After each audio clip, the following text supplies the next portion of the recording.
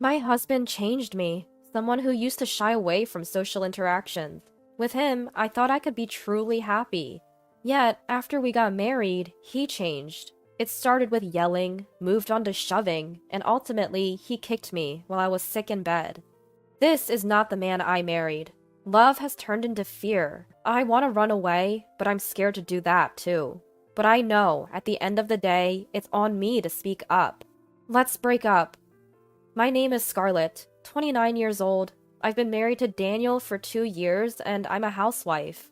I lost my parents at a young age, and the grandmother who raised me passed away when I was in high school. I was bound to be lonely forever. Since my grandmother passed, I had been uncomfortable with relationships. Simple reason, really. It hurts when people leave. That's why I never had a boyfriend or close friends. I had always been on my own.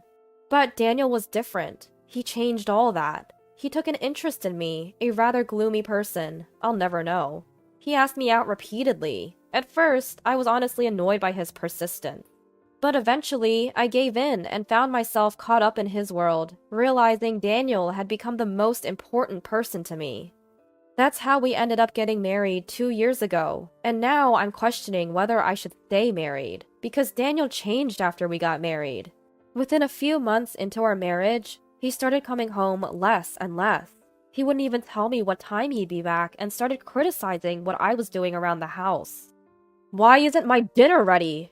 If I told him I thought he would be late, he'd just sigh and look at me with cold eyes.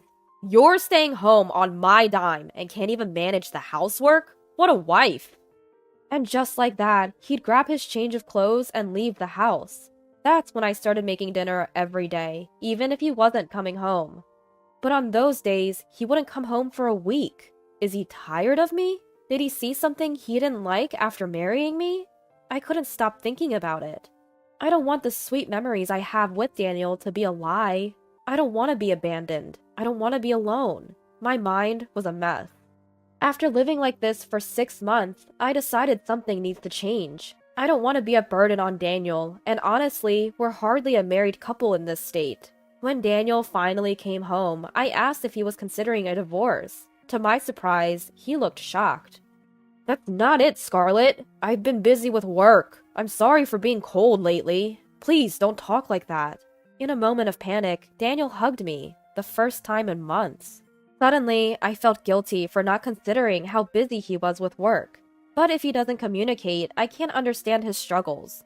I asked him to keep me in the loop moving forward, to talk to me when something's up. "Of course, I promise." Seeing Daniel's smile made me feel relief for the first time in a while. For a moment, our troubles seemed like a lie, and life returned to normal. Even though there are still days Daniel doesn't come home, he keeps me updated. Just that alone started to make me happy again.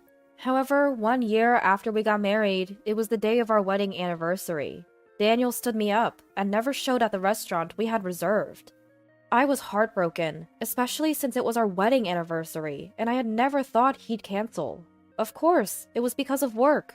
I tried to be understanding since it was work-related, but it still hurt.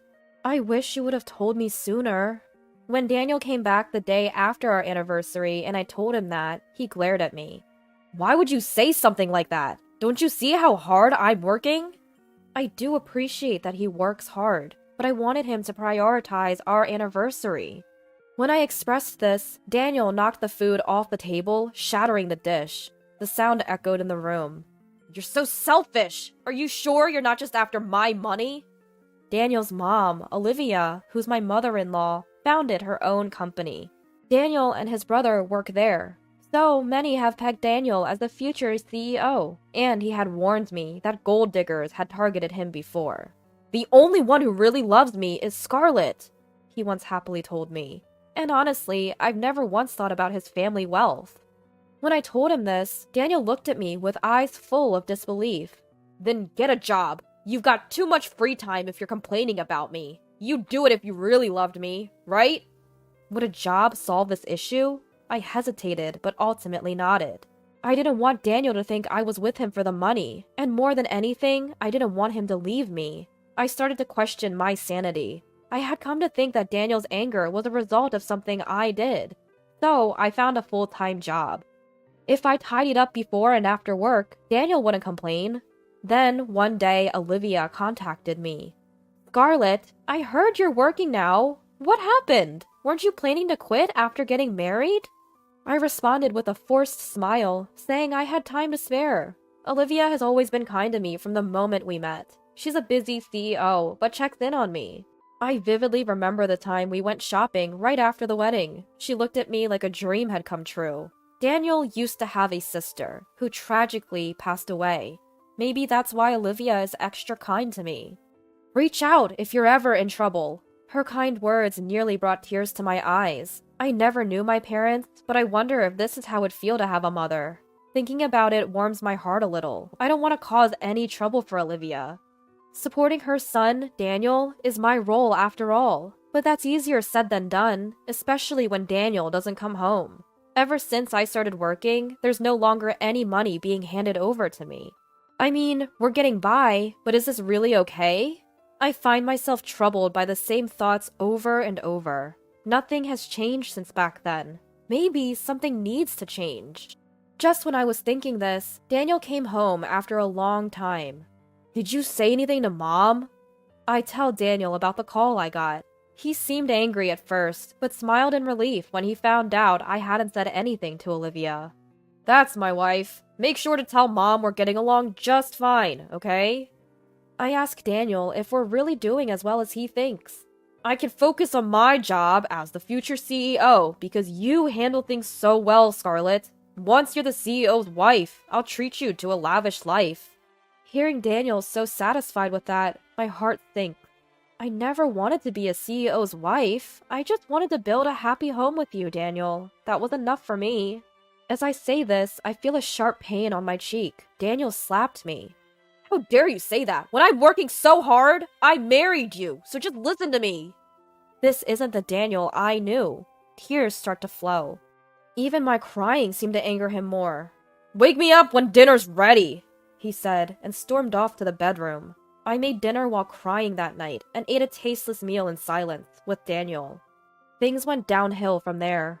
Daniel started coming home more often. Perhaps Olivia said something, but he was cold as ice to me. I've thought about leaving him, but would he agree to a divorce? I didn't know. And what if he hits me again? Ever since that day, Daniel would poke or lightly kick me. I find myself flinching whenever he raises his voice or hand. He even made me quit my job, even though it was his idea for me to work in the first place. Was it just to torment me? I have no idea what Daniel wants from me. My sole focus every day is not to get yelled at by Daniel. Amidst all this, Daniel invited me to Olivia's birthday party. There'll be a lot of people there, so don't embarrass me. Get your hair done on the day and wear something appropriate. Despite the rough times, I was looking forward to a break. Seeing Olivia will be my strength to get through the days, but my luck ran out, and I came down with a high fever on the day of Olivia's birthday. I have a fever of 103, and it might even go up. I can't go to the in-laws' house, I tell Daniel. As expected, Daniel yells at me. How could you get sick at a time like this? You're useless! I apologize over and over, but Daniel kicks me repeatedly through the comforter. I'm going ahead. Get ready and come to my parents' house. Despite my high fever, Daniel insists that I should come. I can't go like this. Ignoring my soft murmur, Daniel just leaves the house. If I don't go, who knows what he'll do to me next? Desperate, I put on makeup, fix my hair, and get ready. But every move is slow, and my foggy head just takes too much time. Before I know it, over an hour has passed since Daniel left the house. Daniel calls to rush me, annoyed that I haven't arrived. Get it together! Come to the celebration now! Are you trying to embarrass me? I quickly call a taxi and arrive at the in-laws' house. This should prevent more scolding. But when I get there, the relatives and guests look at me with disbelief. Scarlett, what are you wearing? Even Olivia, who notices me, looked puzzled. I catch my reflection in a large, full-length mirror in the in-laws' house. My makeup and hair are a mess. The word disheveled would be an understatement for how I look right now. I apologize to Olivia, who is giving me a cold stare, and she sighs in disbelief. Scarlett, you should break up with Daniel. To which Daniel chimes in cheerfully. Come on, Mom, give her a break. She just overslept. She didn't even remember it was your birthday. I bow my head at his unhelpful comment. Then a loud slap resonates. I look up to see Olivia has slapped Daniel. What? Why? With a face of disbelief, Daniel stares at Olivia. Daniel, did you force Scarlett to come even though she's clearly unwell? Is that how a person should act? Daniel tries to argue back, but gets slapped on the other cheek before he can speak. I have evidence that you're having an affair. Shall we talk about it? Olivia takes Daniel into the study. I'm led to the guest room by my brother-in-law Andrew and rest there. Whether it's the medicine kicking in or exhaustion, I drift into a deep sleep. When I wake up, it's nighttime. Daniel sits in submission and Olivia looks exasperated in the living room. Olivia quickly fills me in on what happened. Apparently, Daniel had been dating someone even before we got married, and he had plans to marry her. Turns out, Daniel's ex had a kleptomania issue. She even stole from Olivia when she visited their home. Naturally, Olivia banned her from the house and made it clear that they wouldn't support Daniel if he married her. That's why Daniel chose me as his cover-up. He thought I looked like his late sister and that Olivia would like me. If Olivia approved of me, he figured he would also be in her good graces.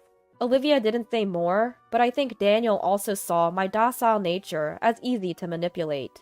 Daniel planned to break up with you after he became the CEO. I've only met Scarlett a few times a year, but she seemed less lively each time.